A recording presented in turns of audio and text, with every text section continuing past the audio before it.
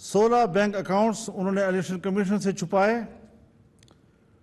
और अजीब बात यह है, आदमी को हंसी आती है, यकदम से बयानात देना शुरू किए, फैसला हमारे हक में आ गया, फैसला हमारे हक में आ गया, एक दूसरे को मुबारकबाद दे रहे हैं, फैसला हमारे हक में आ गया।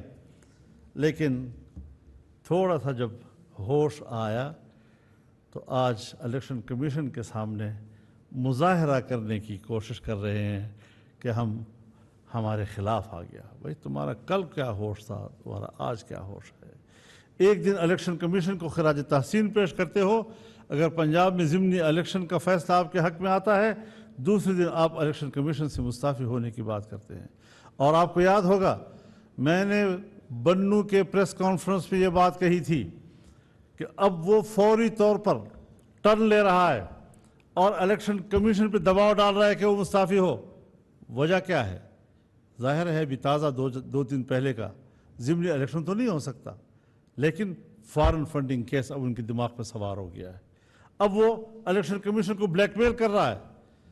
सो इलेक्शन कमीशन ब्लैकमेल नहीं हुआ, उसने फैसला दे दिया है। लेकिन ये 2013 तक के अकाउंट्स का हिसाब किताब है।